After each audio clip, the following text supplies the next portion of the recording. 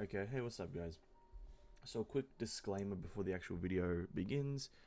We're going to be talking about the housing system, and I'm going to address a lot of the things that I say here now, but a lot of this is just kind of my opinion, and a lot of what I'm about to say is without any knowledge about any future updates or any kind of fixes that they're going to be implementing, any kind of reworks they're going to be doing, and any kind of additions that they're going to be doing. So this is all just my opinion before all that, what I'm thinking, and what some of the problems are before I know of any kind of updates or any kind of future plans for it.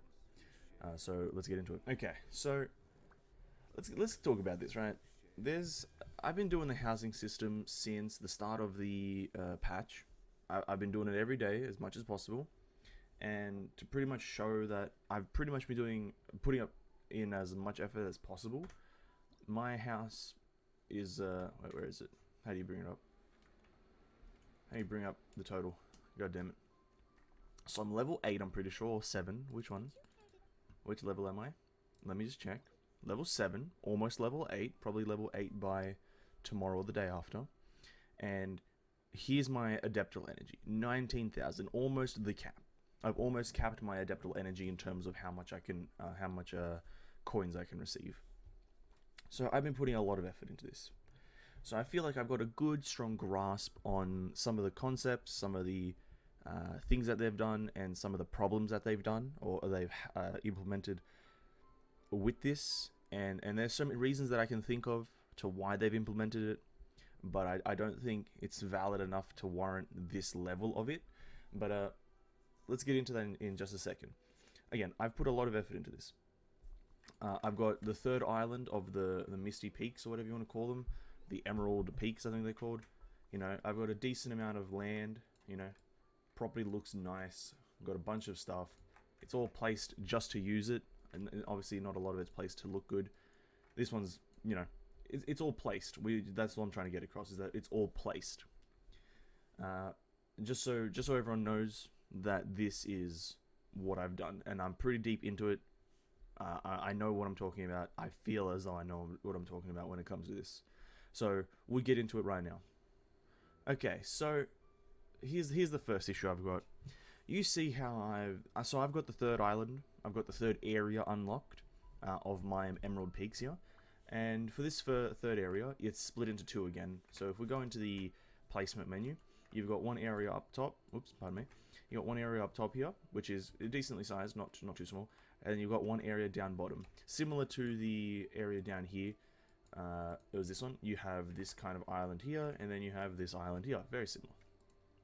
Here's where the problem arises with these split islands but shared loads, right? If you look up here at the top of the screen here, I've got a red load. That means I can't place any more items. But if you look at my area, it's bare. Now this is the first issue I'm bringing up here, is that the load to item possible usage, or whatever you want, I don't know how to word it, but your load is so small that decorating your islands and having them look good overall is like near impossible, because the load is red. So if I come down here and click on this wall right here, I can't place it. You remove some furnishings first. Okay, so let's remove this well. I remove that well, then I can place this wall, right? Connected to there. Okay, can we place another wall? Oh, we can. Place another wall there. Our load's red now. We can't place any more items. So obviously the walls don't look good, but it's just an example. The load is so small, because I haven't even finished the walling here. I haven't connected this wall yet. I will probably do that in the next few days. But I haven't connected this wall here, thus finishing the basis of the build. And I already can't place anything more. I've obviously got these few buildings in here, so I could place, you know, remove them to finish the wall and add a bit more general detail. But I feel like the load is extremely small, because if you think about it, I've got this small island here. This is taking up 90% of the load. That other 10% is coming from the blacksmith here, the bench here, these few rocks here and tree, and the main building. So 90% of my load is coming from just walls and a few buildings. I can't place, you know, seats, trees, plants, more buildings. I can't, like, I've got like 5 buildings here, 4 buildings, and a few kegs on the side. So I can't really place more buildings, you know, to make it look like an actual build, right? This looks like an abandoned city from like Avatar: The Last Airbender. So I that's the first issue I'm bringing up. The first issue is just the load is too small, and it just doesn't feel good. Because if we another thing we talk about is this island. Like I've pretty much gone hard on this island. I've used as much stuff to kind of detail it, making it look like this kind of rocky, foresty, hilly Churlian rock encampment, whatever you want to call it. Just making it look as kind of like leeway as possible, you know, as high peaks as mountains as I can, with a few trees and whatnot. And that looks cool and all, but I can only place a handful of buildings over here now, though. I can probably place about maybe 5 or 6 buildings, max, or you know, a few trees and a few rocks and a few plants. So whilst you can make one island very detailed, the second island was going to look bare minimum. So I don't think that's going to make the overall, you know, building feel. I don't think that the building feel or the building aesthetic is going to look good, or the area aesthetic is going to look good, because you're just like, yeah, this looks cool, but you go up here and you just have grass. Okay, cool.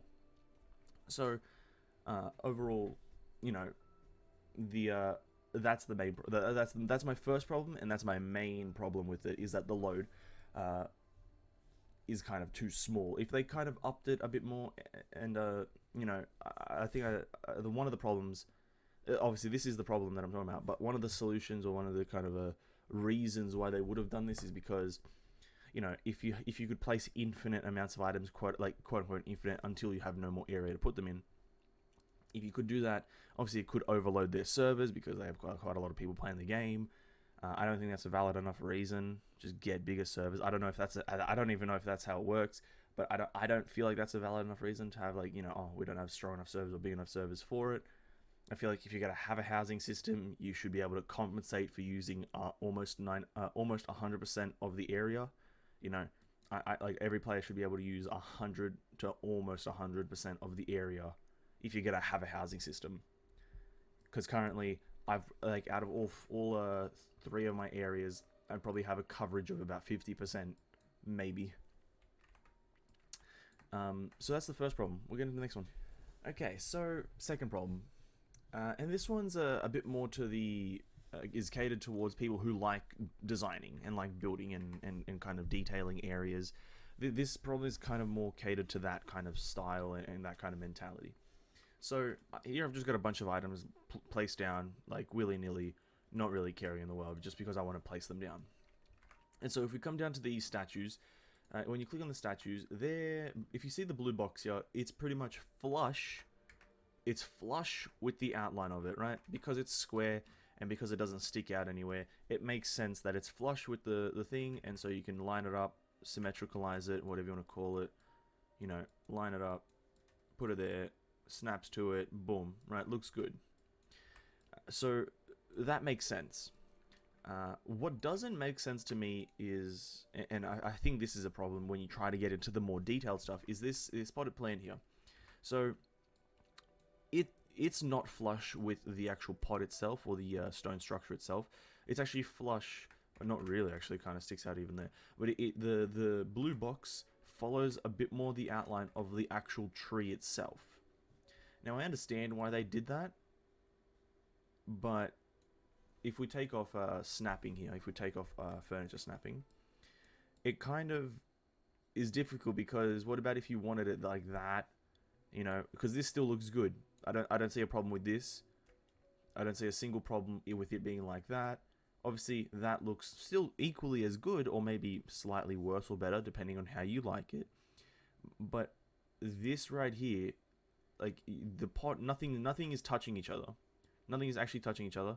That I understand would not make sense if you were to put it like that. But this right here makes sense to me. And the only reason it's not being allowed is obviously because it's in the blue square, and the blue square is following the tree's outline instead of the actual pot's outline, which is the only thing that's touching the ground.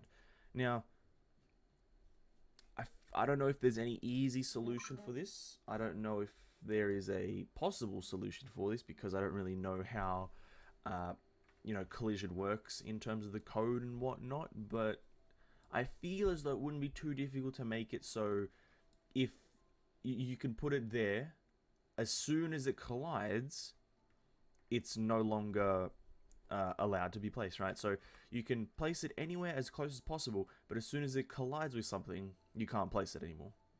I feel like that wouldn't be too difficult, but again, I'm no coding expert.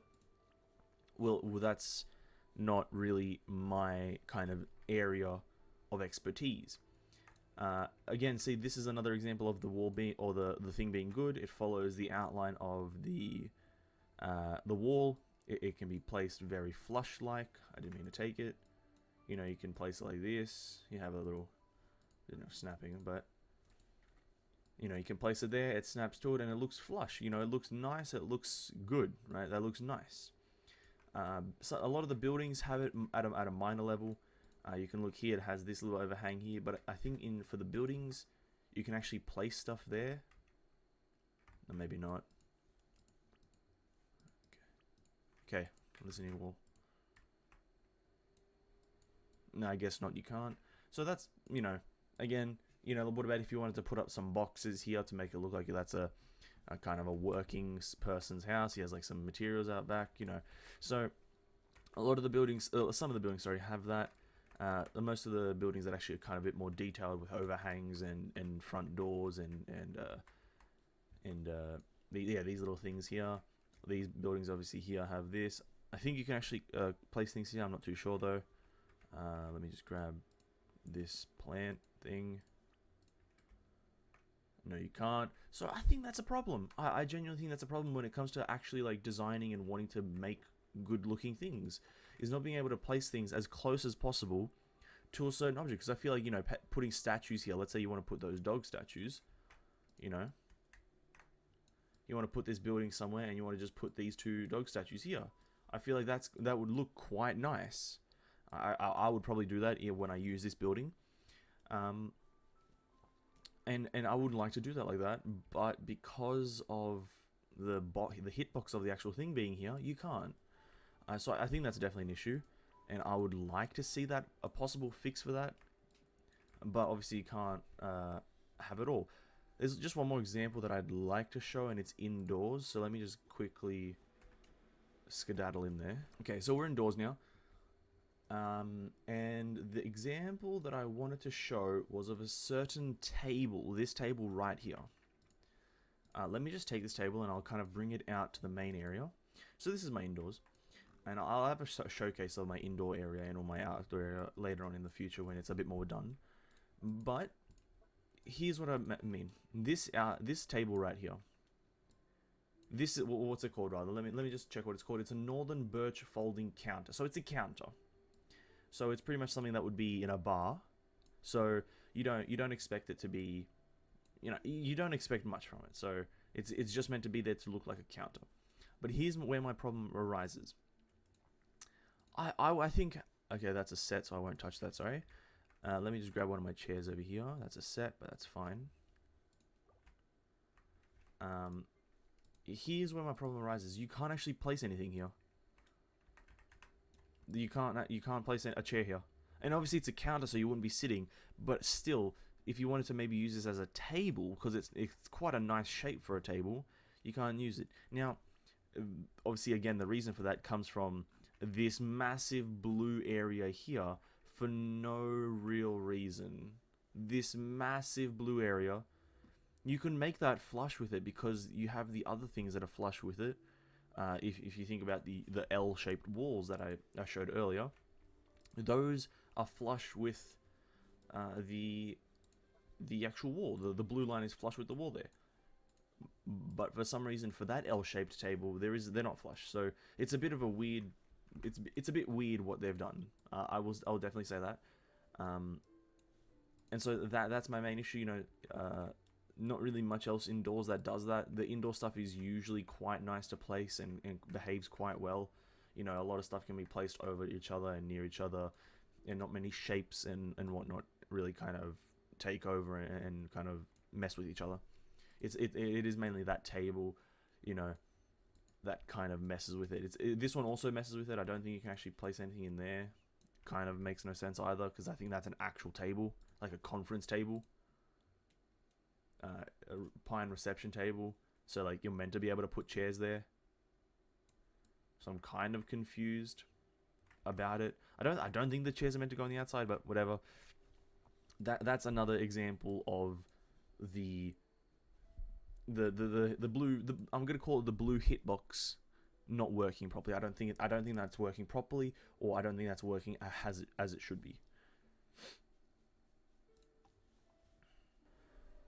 So to conclude this whole rant about the housing system and a few of the problems that are kind of prominent and prevalent in the system itself, to conclude that, I'm just going to say that overall I'm satisfied with it. You know, overall the housing system is very nice. It's very nice to place items. You know, it's very nice to have them snap to where I want them to snap. It's very nice to have the option to have a grid. If you know, let's just go into it really quickly. It's very nice to have this grid option that you can make your thing look a bit more symmetrical. You can have it exactly how you want it. You can place it where exactly you want it. It's very nice to have that. It's very nice to have it snapped to the furniture, free rotation, all this stuff here. Pick up all the furniture in the area, have a date, you can set it to whatever time of day you want. Very nice. Overall, it's very nice to play the housing system and use it. I do think these two problems that I did point out, though, are of equal importance, and both are very important, in my opinion. Both the blue hitbox and both the load cap. I feel like they both need a small tweak, a small look at, and a small, you know, it need to be addressed in some way. But to conclude, overall happy with the building system. In the future, and possibly 1.6, maybe even before then, when they update the housing system, when they add a bit more to the housing system, especially in terms of the load and when I can actually build what I want, where I want it, and how I want it, I'll be doing a lot more, you know, building and showing cool designs and what I've designed in this thing, because I definitely think this is one of the better housing systems I've personally ever played with. But till then, till I make those videos, I might do a short one, a small one, just to show what I have and how and where I put it. But till then, till those videos come out, I'd like to wish everyone a good day. Have a lovely time of whatever. Like and subscribe if you enjoy the video. And like and subscribe if the video was helpful in any way in pointing out these problems. Also, leave a comment if you've also been in, like, think these are a problem, or if you don't think they're a problem, tell me about it. If you have any other issues with this, I would like to hear about it. You know, I like sharing ideas about games. And have a lovely day. I'll catch you all in the next one, and peace out.